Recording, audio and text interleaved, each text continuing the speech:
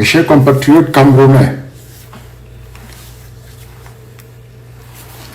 frères et sœurs de Yaoundé, Douala, Bafoussam, Bamenda, Garoua, Maroua et de tous les coins de notre beau pays. Aujourd'hui, je m'adresse à vous, le peuple souverain, pour parler d'un sujet qui nous concerne tous.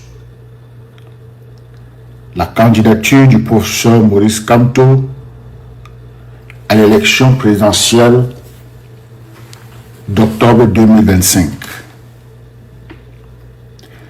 Certains veulent nous faire croire que Maurice Kamto, président du mouvement pour la renaissance du Cameroun, ne peut pas être candidat parce que son parti n'a pas d'élu direct. Ils disent que la loi l'empêche de se présenter. Mais je vais vous expliquer avec des mots simples pourquoi cette idée est fausse, pourquoi Maurice Kamto a le droit d'être candidat et pourquoi nous devons tous défendre ce droit pour le bien de notre démocratie et de notre avenir. Ce plaidoyer repose sur 3 points. Le premier point, c'est la loi camerounaise, en particulier la Constitution, soutient pleinement la candidature du professeur Maurice Kamto. Le deuxième point, l'histoire de notre pays, à travers des cas concrets, prouve que cette candidature est légale.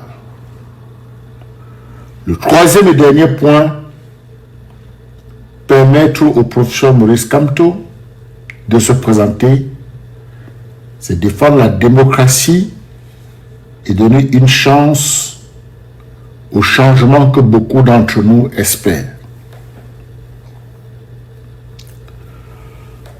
Pour comprendre pourquoi le professeur Maurice Kamto peut être candidat, il faut d'abord regarder ce que dit la loi camerounaise, notamment la Constitution et le Code électoral.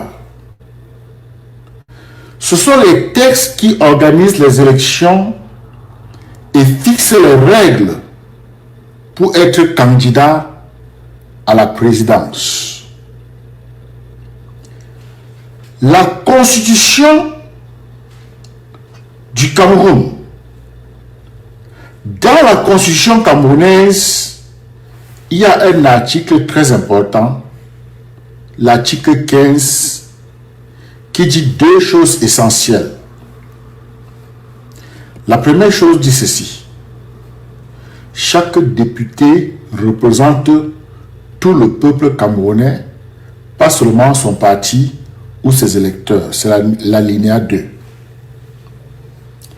La deuxième chose, tout mandat impératif est nul. C'est l'alinéa 3. Mais qu'est-ce que ça veut dire, mandat impératif? Imaginez qu'un député, un sénateur ou un conseiller municipal est comme un employé qui doit obéir à son patron, c'est-à-dire son parti politique. Si le parti lui dit quoi faire ou s'il quitte le parti, il perd son poste. Eh bien, la Constitution dit non, ça ne marche pas comme ça au Cameroun. Un élu n'est pas l'esclave de son parti. Il est libre. S'il décide de quitter son parti pour rejoindre un autre, il garde son poste parce qu'il représente tout le peuple, pas seulement le parti qu'il a fait élire.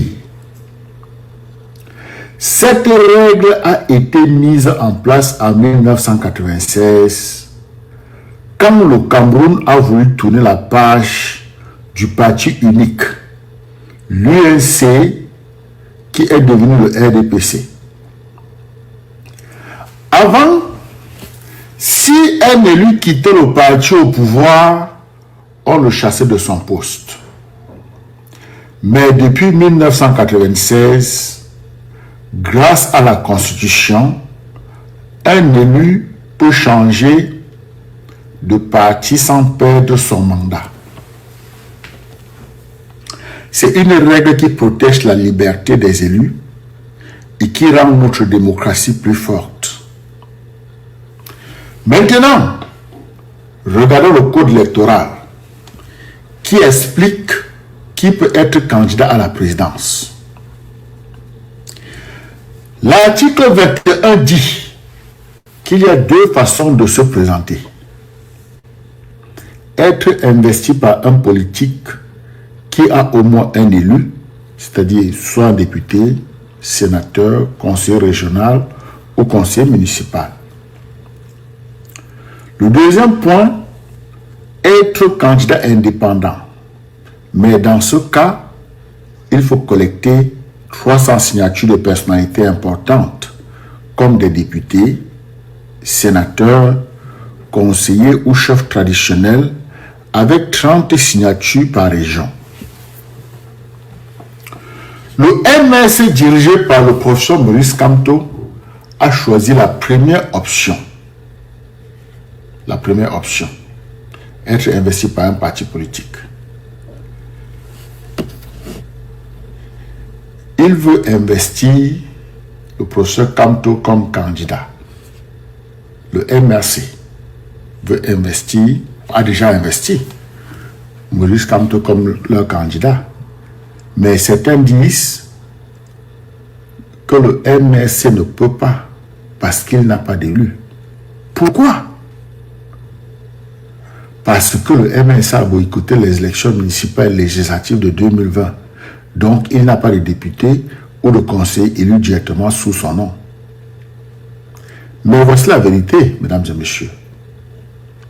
Le MRC a des élus aujourd'hui. Comment? Grâce à la règle de la Constitution qui dit que tout mandat impératif est nul. Depuis 2024, plusieurs élus qui étaient dans d'autres partis comme le SDF ou d'autres formations ont décidé de rejoindre le MRC. Par exemple, à Bafoussam, ce mois de mai, Maître Lavoisier Chapi, adjoint au maire de Bafoussam Premier, qui a été exclu du SDF, a rejoint le MRC avec d'autres conseillers municipaux. À Douala 5e et dans d'autres communes, des conseillers ont fait la même chose. Ces élus, qui sont toujours en poste, représentent maintenant le MRC dans leurs conseils municipaux. Puisque la Constitution dit qu'un élu garde son mandat même s'il change de parti, ces conseillers sont des élus du MRC. Et comme ils sont dans les conseils municipaux, le MRC est un parti représenté dans des institutions, ce qui lui donne le droit, selon l'article 121, d'investir le professeur Maurice Kamto comme candidat. Ceux qui s'opposent à la candidature du professeur Maurice Kamto, surtout du côté du RDPC, disent non, ces élus ne comptent pas parce qu'ils n'ont pas été élus par le MRC en 2020. Selon eux, un parti doit avoir des élus qu'il a lui-même présentés aux élections. Mais cette idée est fausse pour 3 raisons. La première raison, la loi ne dit pas ça. La deuxième raison, la Constitution est claire. Troisième raison, c'est une règle à double tranchant. Je vous explique la première raison. La loi ne dit pas ça. L'article 121 ne demande pas qu'un parti ait participé aux élections ou qu'il ait investi ses élus. Il suffit que le parti ait des élus en son sein, peu importe comment ils sont arrivés là. Deuxième raison, la Constitution est claire. Si un élu rejoint le MRC, il représente le MRC parce que son mandat n'appartient pas à son ancien parti. Dire le contraire, c'est vouloir remettre en place le mandat impératif, ce que la Constitution interdit. C'est une règle à double tranchant, la troisième raison. C'est une règle à double tranchant. Le RDPC lui-même a bénéficié de cette règle pendant des années. Quand les élus d'autres partis, SDF, UPC, etc., l'ont rejoint, si on dit que les élus du MRC ne comptent pas, alors il faudrait aussi dire que les élus qui ont rejoint le RDPC ne comptent pas pour lui. Ce serait absurde. En résumé, la loi est de notre côté. Le professeur Maurice Kamto peut être candidat parce que le MRC a des élus, grâce à la règle qui dit que tout mandat impératif est nul. Pour vous prouver ce que je dis, pour vous prouver que ce que je dis n'est pas une invention, regardons ce qui s'est passé dans l'histoire du Cameroun. Plusieurs cas montrent que des élus ont changé de parti et que leurs nouveaux partis ont été reconnus comme représentés dans des institutions. Ces exemples confirment que la candidature du professeur Kamto est légale. En 1997, Albert Zong a été député et membre important du RDPC. Mais il a décidé de quitter le RDPC à cause des désaccords. Le RDPC a voulu le chasser de l'Assemblée nationale en disant que son mandat appartient au parti. Zong a répondu non. La Constitution de 1996 dit que tout mandat impératif est nul. Il a eu raison. L'Assemblée nationale l'a laissé garder son siège jusqu'à la fin de son mandat. Cet exemple montre que dès 1996, la règle de la Constitution protégeait les élus qui changeaient de parti. Si Zong avait rejoint un autre parti, ce parti aurait été considéré comme représenté à l'Assemblée.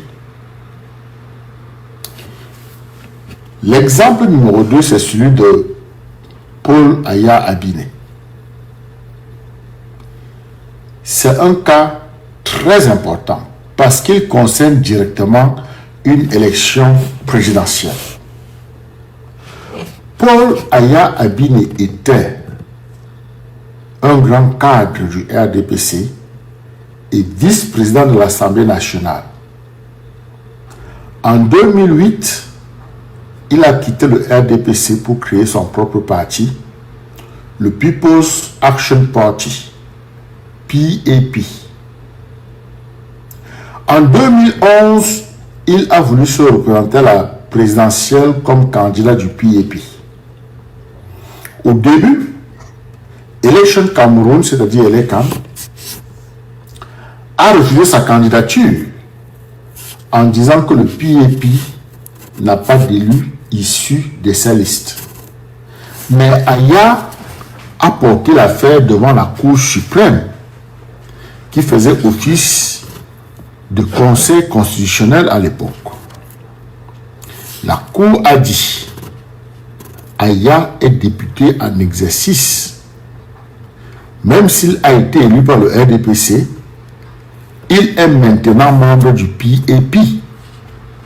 Donc, le PAP est représenté à l'Assemblée nationale et peut présenter un candidat. La candidature d'Aya a été validée et il a pu se présenter en 2011. Cet exemple est une preuve claire que la règle de la Constitution s'applique aussi aux élections présidentielles. Si le PAP a pu investir Aya grâce à son statut d'élu, le MRC peut faire la même chose avec le professeur Maurice Kamto grâce aux élus qui l'ont rejoint. Troisième exemple, Oscar et Edmond Doumbé. En 2013, Oscar et Edmond Doumbé a été élu député sous la bannière du SDF.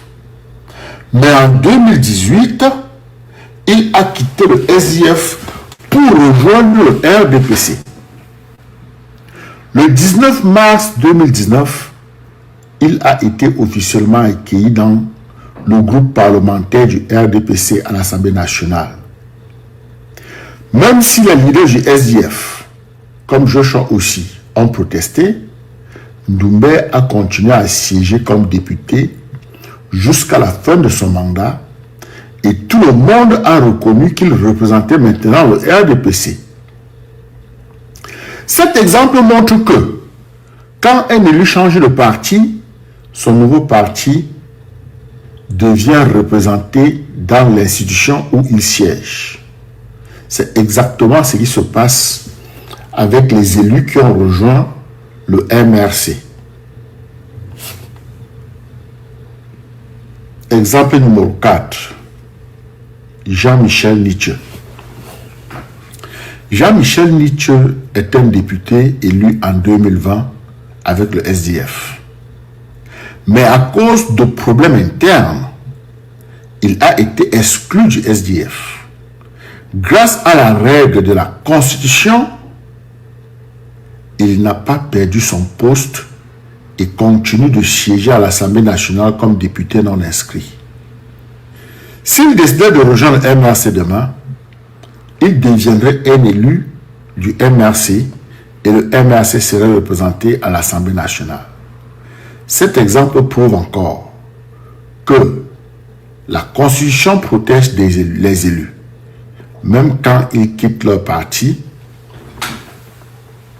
et que leur nouveau parti peut bénéficier à leur mandat. Exemple numéro 5. Je veux parler, n'est-ce pas, du ralliement récent. Depuis 2024, le MRC a attiré beaucoup d'élus locaux, surtout dans les régions de l'Ouest. Par exemple, en mai 2025, Maître Lavoisier Sapi, adjoint au maire de Bafoussam Premier, qui a été exclu du SDF, a rejoint le MRC avec plusieurs autres conseils municipaux. À Douala 5e, il y a eu un conseiller nommé Bion qui a quitté le PCN et a gardé son poste. Dans d'autres communes, des conseils municipaux ont fait le même choix. Ces élus sont toujours en poste et ils représentent maintenant le MRC dans leurs conseils municipaux. Ces ralliements montrent que le MRC est un parti vivant qui attire des leaders locaux et qui répond aux exigences de la loi pour investir un candidat. Chers compatriotes, mesdames et messieurs, la candidature du professeur Maurice Kamto n'est pas seulement une question de loi, c'est une question de justice, de démocratie et d'avenir pour notre pays. Voici pourquoi nous devons tous soutenir son droit à se présenter. D'abord, respecter la loi, c'est respecter le peuple. La Constitution et le Code électoral sont clairs. Le MRC a des élus, donc il peut investir le professeur Maurice Kamto. Refuser cette candidature, ce serait violer la Constitution qui est la loi suprême de notre pays. La Constitution, c'est la voix du peuple camerounais. Quand on la respecte, on respecte les millions de Camerounais qui veulent un pays juste et démocratique. Si le Conseil constitutionnel rejette le professeur Kamto pour des raisons politiques, ce sera une insulte à notre intelligence et à notre droit de choisir nos dirigeants. Deuxième raison, la démocratie, c'est donner le choix au peuple. Dans une vraie démocratie, tout le monde doit avoir la chance de se présenter, surtout quelqu'un comme le professeur Maurice Kamto, qui a montré qu'il a du soutien dans tout le pays. En 2018, des milliers et des milliers de Camerounais ont voté pour lui. Il avait gagné les élections. Mais les gens ont volé sa victoire. Aujourd'hui, des élus locaux rejoignent le MRC parce qu'ils croient en sa vision. Si on empêche au professeur Kamto de se présenter, on prive le peuple camerounais du droit de choisir. Est-ce qu'on veut une élection où le RDPC décide qui peut concourir et qui ne peut pas? Non! Nous voulons une élection libre où le peuple décide. Troisième raison, éviter les tensions et construire la paix. Le Cameroun traverse déjà des moments très difficiles. La crise dans les régions du Nord, dans les régions anglophones, la pauvreté, le chômage, les crimes impunis, comme ce qui vient d'arriver à Matisse, la frustration des jeunes. Si le professeur Kamto est exclu de l'élection pour des raisons injustes, beaucoup de Camerounais se sentiront trahis. Cela pourrait provoquer des manifestations, des troubles, voire pire. Nous avons vu en 2018 ce qui s'est passé après l'élection. Quand des gens sont descendus dans la rue pour protester, permettre au professeur Kamto de se présenter, c'est donner une chance à la paix. C'est dire aux Camerounais, votre voix compte, allez voter et le meilleur gagnera. Le quatrième et dernière raison, c'est une chance pour le changement. Beaucoup d'entre nous veulent un Cameroun meilleur.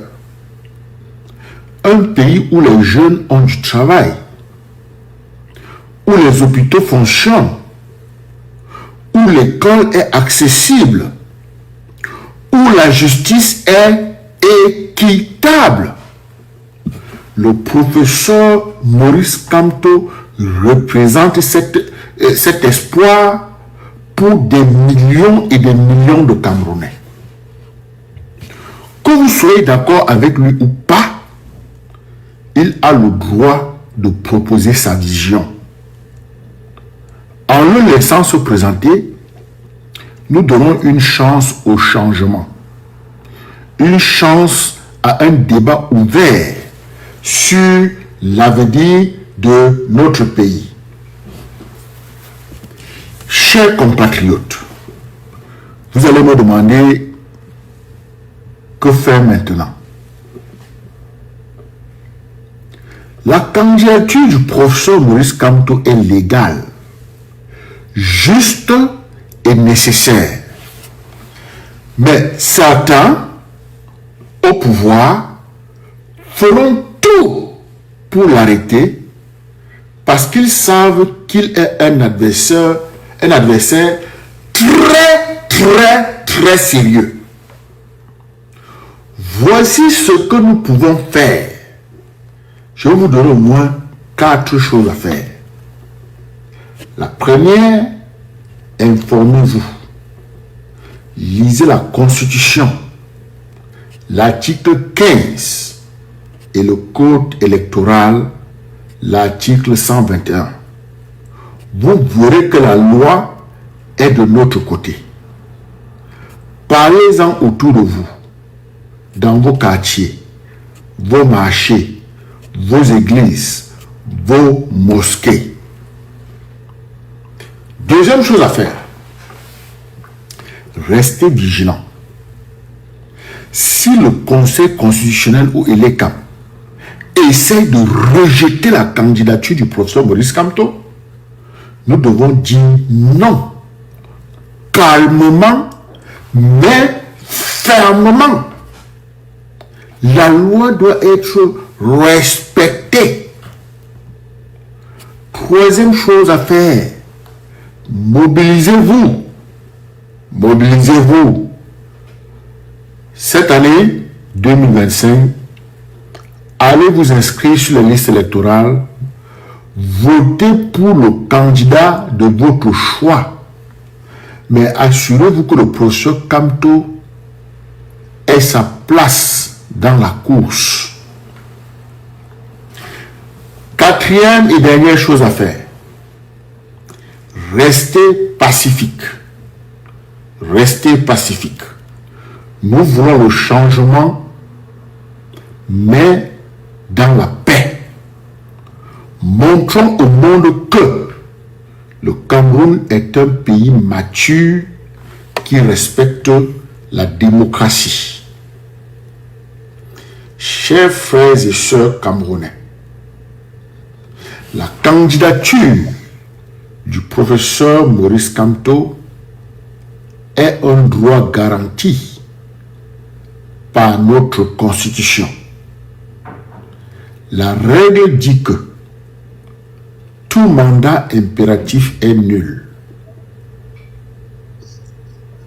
Cette règle permet au MRC, grâce aux élus qui l'ont rejoint, d'investir le professeur Maurice Kamto comme candidat.